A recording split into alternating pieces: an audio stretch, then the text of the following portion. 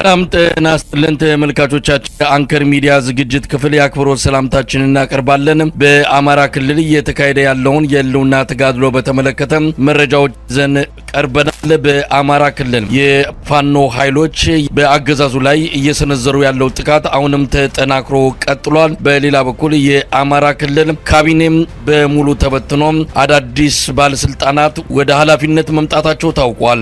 በተለያዩ አካባቢዎችም ብልጽግና ሹምሽር እያካሄደ እንዳለ ይነገራል። በደቡብ ኢትዮጵያ ክልል በርካታ ባለስልጣናት ቁልፍ አስረክበው ቤታቸው እንዲቀመጡ መታዘዙም ታውቋል። በአማራ ክልል ከወቅቱ አጠቃላይ የትግል እንቅስቃሴ ጋር በተያያዘ የአብይ አህመድ አገዛዝ የአረጋ ከበደን ካቢኔ ፍጹም እምነት የማይጥል መሆኑን በማሳየት በርካታ ባለስልጣናቱን ማንሳቱ ነው የተገለጸው። በአማራ ፋኖ የሚደረገው ትግል ተጠናክሮ ቀጥሏል። በጎንደር፣ በጎጃም፣ በወሎ፣ በሸዋ የሚደረገው ተጋድሎ በበርካታ የአገዛዙ መዋቅር ላይ ኪሳራ በማድረስ እንደቀጠለ ነው የምናገኛቸው መረጃዎች የሚያመለክቱት። በሌላ በኩል በሰራዊቱ ውስጥ እየተጠናከረ የመጣው ተቃውሞ ለአብይ አህመድ አገዛዝ ብርቱ ፈተና ሊሆን ይችላል ተብሎ ነው እየተጠበቀ ያለው። በአማራ ክልል ስላለው ወቅታዊ ሁኔታ የዘውትር ተሳታፊያችን የሰበሰባቸው መረጃዎች አሉ። ከአውደ ውጊያ መረጃዎች እንጀምራለን። ምን አለ በአማራ ክልል በዛሬና በትላንትናው ዕለት የተደረጉ ውጊያዎች? መሳይ አመሰግናለሁ። አማራ ክልል በተለያዩ አካባቢዎች ከፍተኛ ውጊያ እየተደረገ ውሏል። በአንዳንድ ቦታዎችም ላይ ለአራትና ለአምስት ቀን የቀጠሉ ውጊያዎች እየተካሄዱ እንደሚገኙና በተለይ በምዕራብ ኢትዮጵያ አካባቢ ወይንም በምዕራብ ጎንደር አካባቢ በተማ ወረዳ በቅርብ ርቀት በሚገኙ ከተሞች ለአራተኛ ተከታታይ ቀናት ውጊያ እየተደረገ እንደሆነና ዛሬም ይህ በአራተኛ ቀን የቀጠለው ውጊያ በሱዳን ድንበር የአማራ ፋኖ ብሔራዊ ኃይል ሰሜን አማራ ቀጠና በላይ ዘለቀ ዕዝ መይሳው ካሳ ኮር 2 ካራማራ ክፍለ ጦር ከአገዛዙ ጦር ጋር ባደረገው አስጨራሽ ውጊያ የቀጠናው አድማ ብተና አዛዥን ጨምሮ የፖሊስ ኮሚሽኑ የወረዳው ፖሊስ ኮሚሽን እንዲሁም በርካታ የአገዛዙ ጦር አመራሮችና ተዋጊዎች መገደላቸውን ለማወቅ ተችሏል። እንግዲህ በሽንፋ ከተማ የተጀመረው የማጥቃት እንቅስቃሴ የካራማራ ክፍለ ጦር ወደፊት እየገፋ ከመተማ የመጣውን የመከላከያ ሰራዊት እየመለሰ እንደሚገኝና በመከላከያ ሰራዊቱ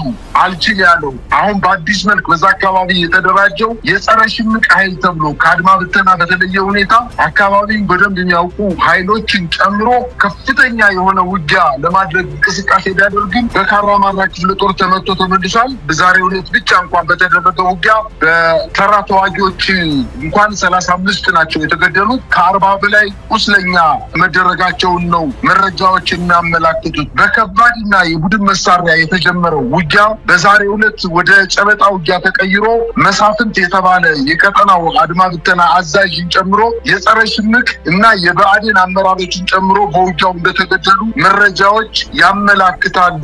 ይህ በእንዲህ እንዳለ ከሳምንታት በፊት በደቡብ ጎንደር በርካታ ወረዳዎችን ያጣው የአገዛዙ ጦር ተመልሶ እነዚህን አካባቢዎች ለመያዝ በተለይ በዋናነት በዛ አካባቢ ጠንካራ ክፍለ ጦር የተባለውን 77ኛ ክፍለ ጦር ወደ እስቴና ወደ ተለያዩ የደቡብ ጎንደር ወረዳዎች ከደብረ ታቦር እየተንደረደረ ለማጥቃት እንቅስቃሴ ያደረገ የመንግስት ኃይል በደቡብ ጎንደር ዞን እስቴ ወረዳ ሾላክና ቆማ ፋሲለደስ በተባለ ቦታዎች ላይ ከፍተኛ መከላከል ገጥሞት እየተመታ እንደሚገኝና በዚያው አካባቢ ከባለፈው ሳምንት በተደረገው ውጊያ ሰራዊቱን አስደምስሶ ቦታዎችን ለፋኖ ኃይሎች አስረክቦ የወጣው የአገዛዙ ጦር ዛሬ ጠዋት የተነጠቀውን ቦታ መልሶ ለመቆጣጠር ከባድ ውጊያ ከፍቷል።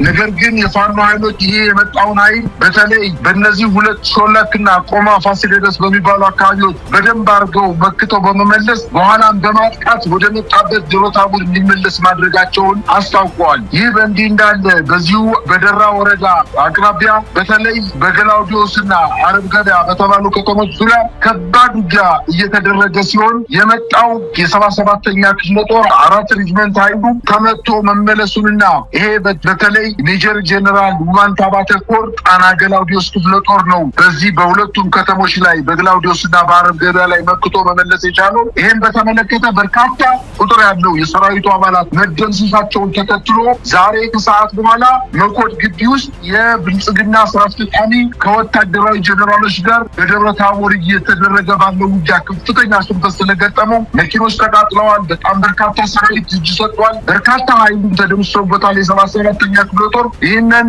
ለምን እንደዚህ አይነት ችግር ተፈጠረ በማለት የብልጽግና ስራ አስፈጻሚ በመኮድ ስብሰባ እንደተቀመጡ ነው መረጃዎች የሚያመላክቱት።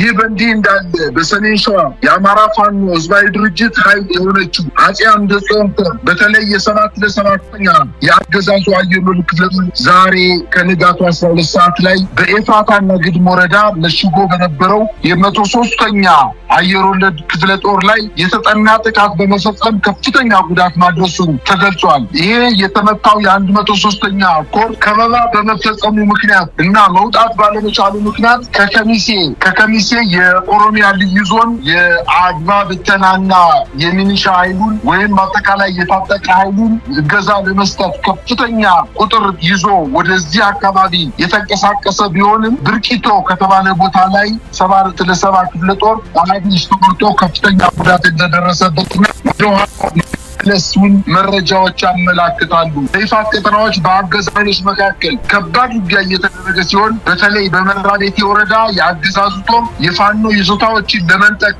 በርካታ ጦሩን እያንቀሳቀሰ ቢሆንም የፋኖ ኃይሎች ከፍተኛ ወታደራዊ ጠቀሜታ ይዞታዎችን መቀማት አለመቻሉን መርፍ ያመላክታል። በተያያዘ ዜና በዚሁ አካባቢ የአማራ ፋኖ ህዝባዊ ድርጅት ሸዋ ጠቅላይ ግዛት እዝ መሐመድ ቢሆነኝ ኮር ደጃዝማች ተሰማ እርገጤ ክፍለ ጦር ዛሬ በተጉለት ቀጠና በሞጃና ወደራ ወረዳ ከመከላከያ ኃይል ጋር ባደረገው ውጊያ ከፍተኛ ጉዳት ማድረሱን ተገልጿል። የተመታው የአገዛዝ ጦር ወደ ኋላ ማፈግፈጉን ተመላክቷል። ከፍተኛ ቁጥር ያለው መከላከያ ኃይል የሞተና የቆሰለ ሲሆን ይሄን የሞተና የቆሰለ ኃይል አስክሬንና የቆሰሉ ኃይሎችን ይዞ መራቤቴ ቀጠና መስጠት መቻሉን ተገልጿል። ይህ በእንዲህ እንዳለ በጅሩም አካባቢ የአማራ ፋኖ ብሔራዊ ኃይል አሳምነው እዝ የመከላከያ ሰራዊት ከፍተኛ ሰራዊት ይዞ በ3 አቅጣጫ ተንቀሳቅሶ የነበረ ቢሆንም የፋኖ ኃይሎች በወሰዱት መልሶ ማጥቃት ከ40 በላይ የመከላከያ ሰራዊትን